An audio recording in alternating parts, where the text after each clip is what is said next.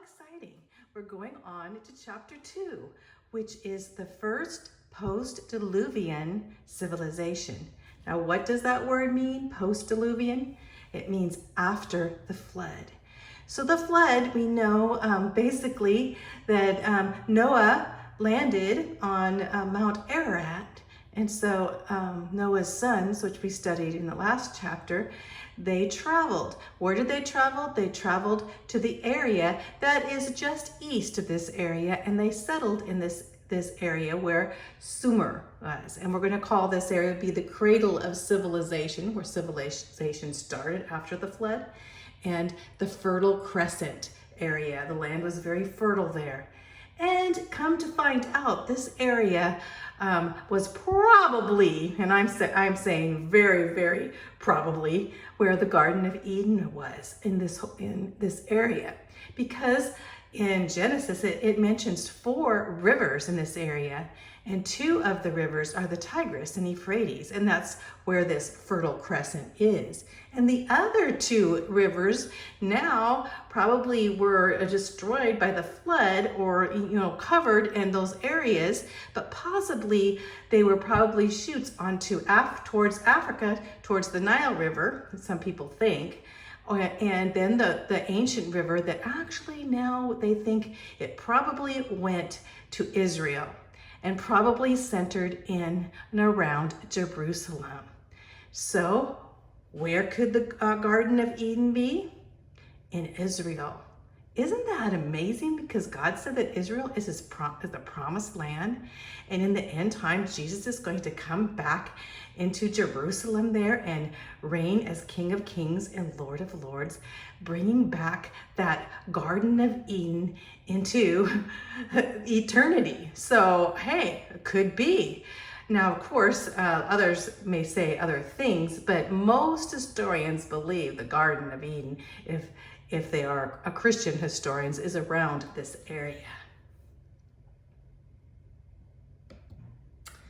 The countries now in this Fertile Crescent area, if you look at these countries, you can look on your map and find, well, Israel's kind of the center of it, Jordan, right next to Israel, Lebanon, these 2 bordering Israel, Syria, all 3 of these bordering Israel, Turkey, and Iraq. So let's look where these are so you can know. So here's Syria, right here where right down here where Jordan is, and you see where Jerusalem, this is Israel here, Jordan, been there, that's where Petra is.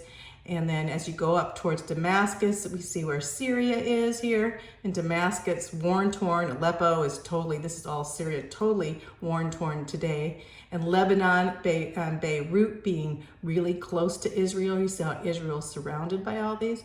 And this is the Fertile Crescent. It goes on and up here too, and this whole area being Iraq.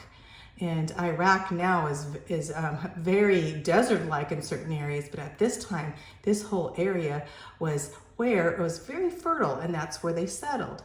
And as we go over here, we see where Iran is, and these were the Persians coming in. So let's talk about these ancient cultures. And here we have a picture of the ancient cultures. Let me back this up so you can see better. Okay, there we go. So we have ancient cultures, and there's 10 of them. But you can group these 10s into certain areas together, because some of them are kind of descendant of each other. But if you look at these pictures we see here, we see this, of course, is Sargon. So you would say that he is Akkadian for sure, but also possibly Assyrian. And Sumerian too, because Sumerian was actually in control of this whole area by the cuneiform language that we'll talk about.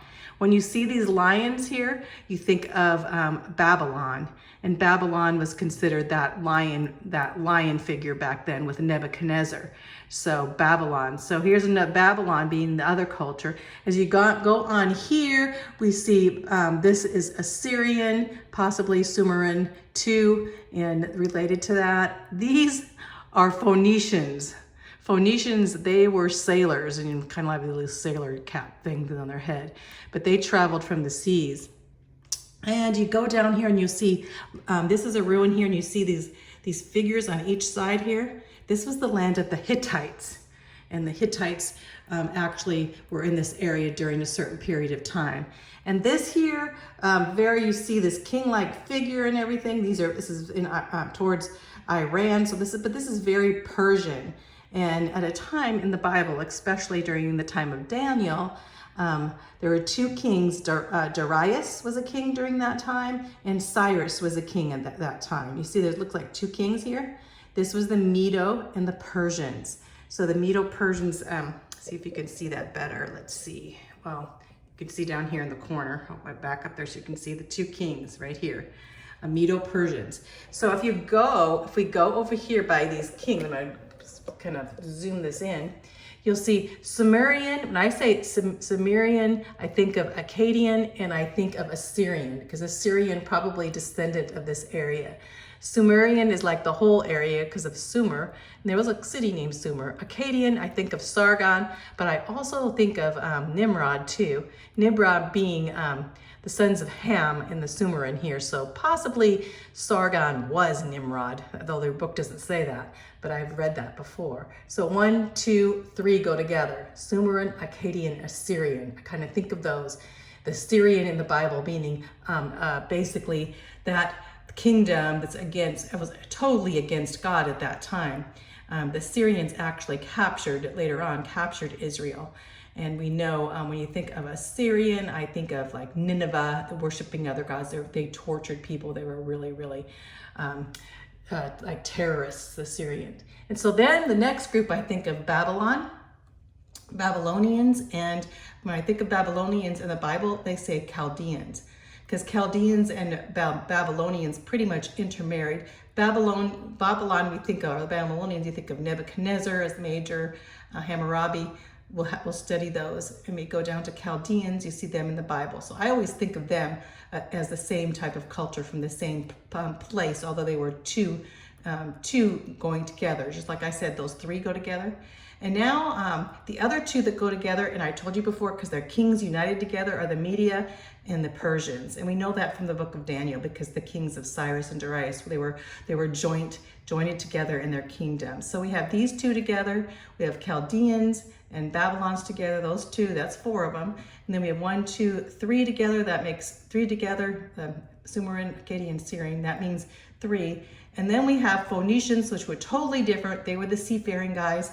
And so we have basically down to 1 left, so we have 1, 2, 3, Hittites.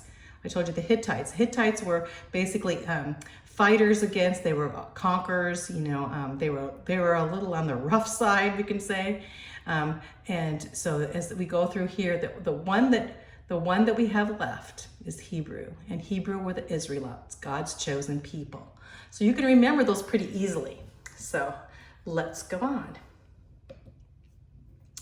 2 rivers. Remember, there were 4 rivers when you look in the creation in this area in the Garden of Eden, but now we have 2 rivers. So let's look at this little map here. So this was like the most fertile land you see around these 2 rivers. What are the 2 rivers? You got to remember the Tigris and Euphrates. And between these rivers, as these rivers deposited a lot of silt and a lot of that came down from the mountain, a lot of fresh dirt to grow things in this area. And the area was called Mesopotamia. So it was like 400 miles long, this Mesopotamia long. And this whole area, Mesopotamia, all it means is Mesopotamia between 2 rivers. So it's the land between 2 rivers, whenever you hear the word Mesopotamia.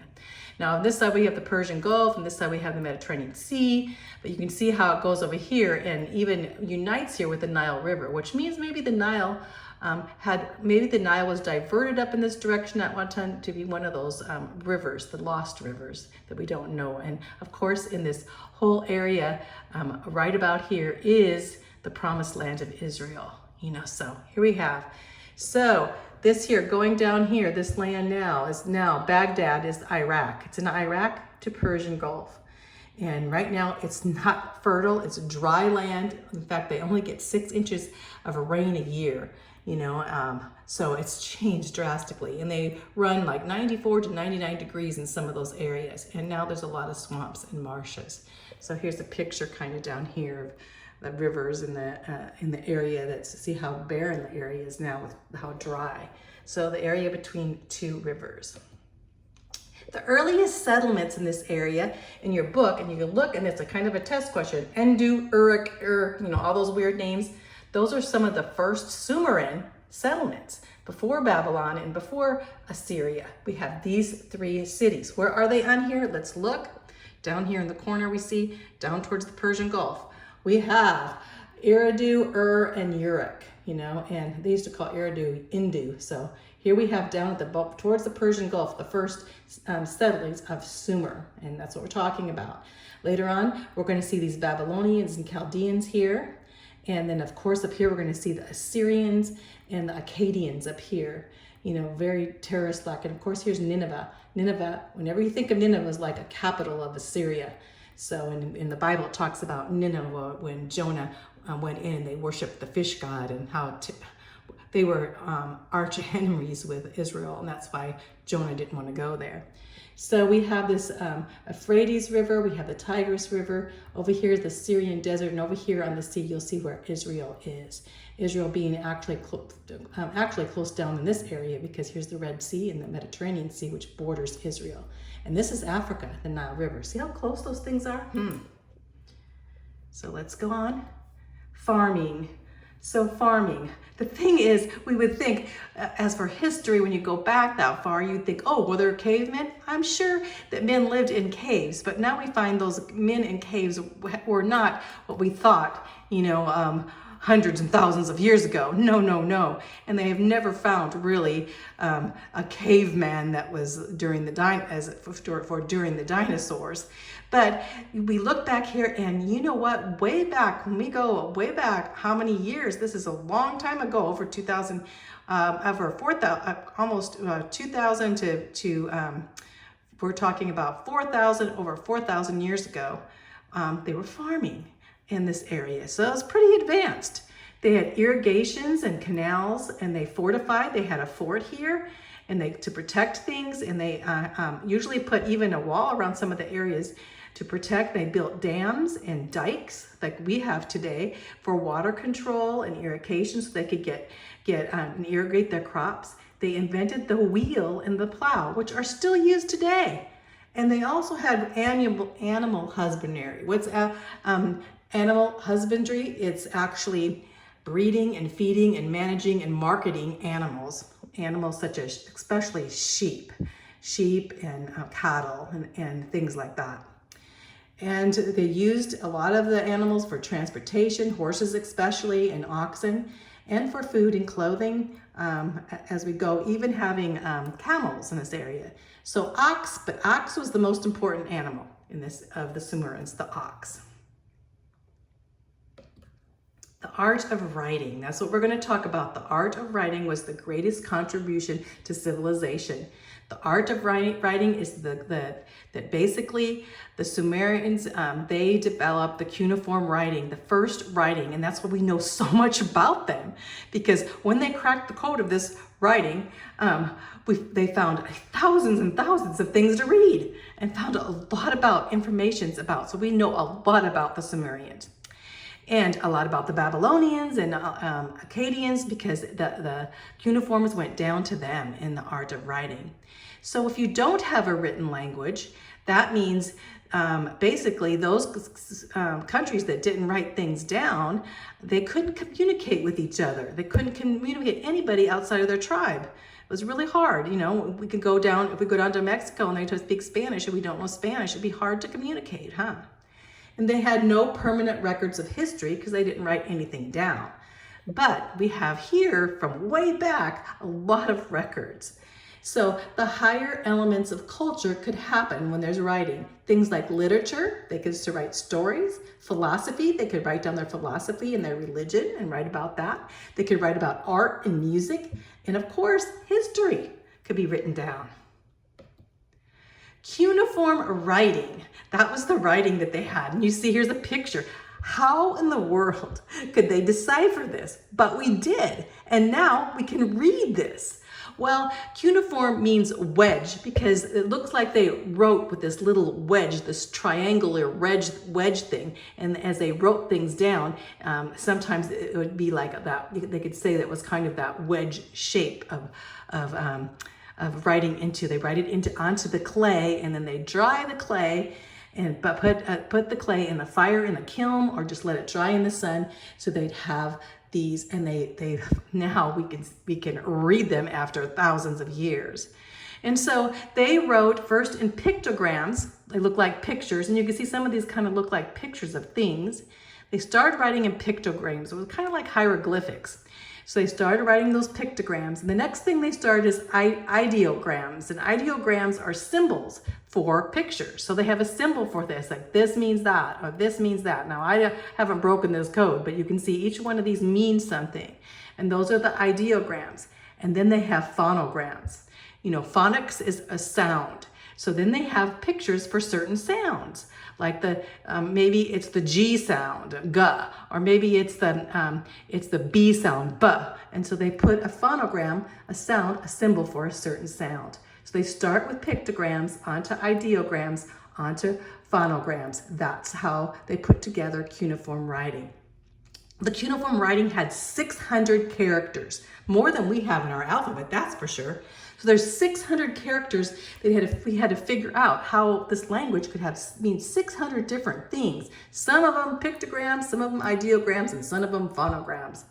And they, as I said before, they put it on this clay tablet, and they were written by this stylus with a triangle, and they fired them in the kiln, or they dried them. Well, who broke this code? Well, not until in the 1900s did a man from England, whenever you see Sir means English, Sir Henry Rawlinson.